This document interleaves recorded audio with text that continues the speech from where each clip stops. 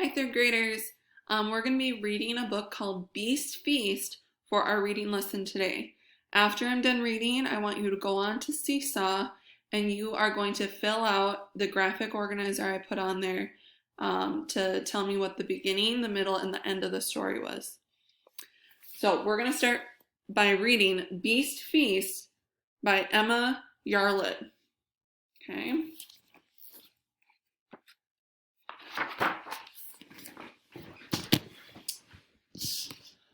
One very hungry day, Beast caught dinner.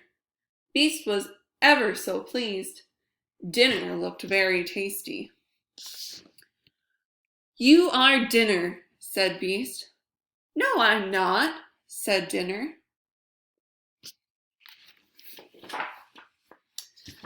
Beast didn't think he should keep such a tasty dinner all to himself, so he invited all of his beastly friends to a beast feast. Dinner looked worried.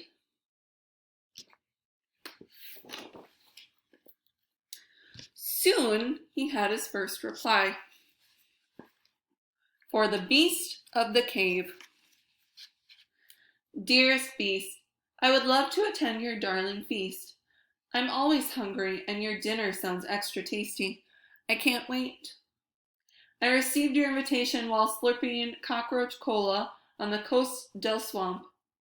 I've popped my recipe below. Do you have any cockroaches nearby?" Fingers and horns crossed. "I wonder, would you mind fattening dinner up a tad? I love my food juicy and plump, just like me. I'm particularly fond of chewing chubby fingers. Anything too scrawny gets stuck in my teeth. See you soon, dear chum, and remember to save the fingers for me. Yours salivantly, Sir Gut Guzzler, Lord Glutton of Pompington Swamp. P.S. Sorry about the slime. The doctors say it should stop soon." And then it gives us a recipe for cockroach cola. It says you will need scuttling cockroaches, squishy worms, premium swamp water, a gassy goldfish for the bubbles. You pop the cockroaches in your mouth and crunch until blended. Spit into a pitcher. Drop the worms in from a height of 300 feet. May need a giant to help. Glob in the swamp water. Mix well. Slop in the goldfish and leave for 1 week. Drink. Remember to remove the goldfish. Beast was very pleased that Sir Gut Guzzler could make it. He had a great plan to fatten up Dinner when Dinner had an idea. "Mr. Beast," said Dinner, "this swill looks lovely, but how about some delicious chocolate cake? It would make me far plumper." We got some kind of plan going on. Beast wasn't sure. He'd never tried chocolate cake before, but it turned out to be very tasty indeed. They stayed up all night eating and snacking. Beast hoped dinner would be plump enough for Sir Gut Guzzler. In the morning, another beast replied. It says, "Sealed with a kiss." Let's take a look at his letter. "To my darling Beast, how wonderful to hear from you. I am so looking forward to eating dinner with you. Remember the time we ate lunch at the seaside? Oh, sweet memories. I wonder, might you be able to make dinner as salty as lunch was? It would make my century. Yours always, Madame Gargoyle. P.S. I hope you like the gift I enclosed. Roses are red, my toenails are blue. Here are a few especially for you." So she taped toenails to her letter. It's kind of gross. Beast couldn't wait to see Madame Gargoyle. He hadn't seen her since the Middle Ages. He had just found the salt grinder when Dinner had an idea. Hang on, Beast. To make me as salty as can be, why don't we go for a swim in the sea? Beast had never been swimming in the sea before. The water was cold, but he had a wonderful day. He hoped dinner would be salty enough for darling Madame Gargoyle. Soon there was more post. Mr. Beastie. Mr. Beastie. All right, dingbat. Dinner at yours sounds good. We'll bring giant Groucho too. Need big chairs and double portions. Also, dinner needs to be extra muddy and slimy. Groucho sees best way to make dinner muddy is with dirt and mud. Got a slime bath? Yum yum. Groucho sees we'll bring our own bone crunchers. See you soon, Gigi. Needs to work on his spelling a little bit. Beast almost wished he hadn't invited Giant Grumbo, but he went and switched on the slime anyway. Luckily, Dinner had another idea.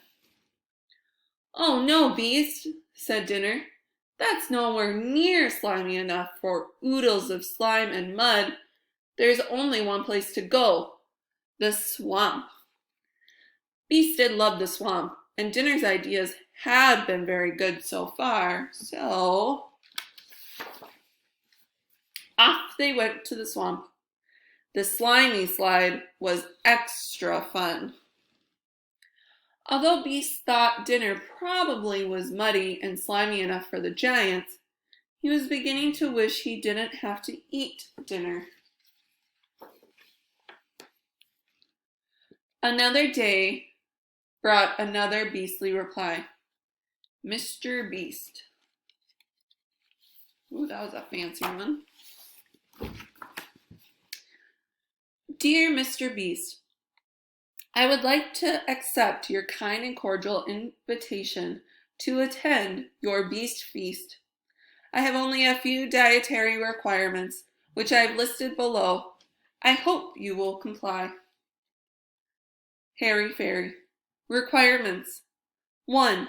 Dinner must be chilled before cooking. 2. No socks or shoes or toenails. 3. No gluten or dairy. 4. No bones. And remember, dinner must be chilled. Beast scratched his nose. His guests were making such difficult demands. What could he do to chill dinner? Then Dinner had an idea. Look outside, my beastly friend. Let's chill ourselves in the snow and build snow monsters. Beast thought that sounded perfect. I wonder what's happening in Beast's mind.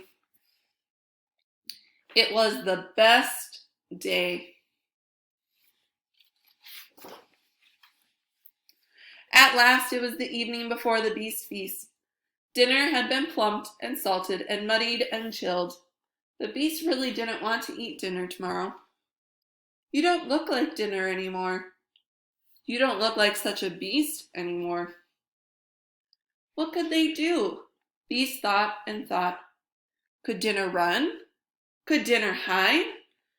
But then all the beasts would be angry. There was nothing for it. I'll just have to serve dinner, thought Beast. Well, his face doesn't really look like he wants to. The following day, the beasts arrived one by one. They were very hungry indeed and were looking forward to eating dinner. Beast greeted them warmly. Come inside, said Beast. I've been cooking for hours. Dinner is served.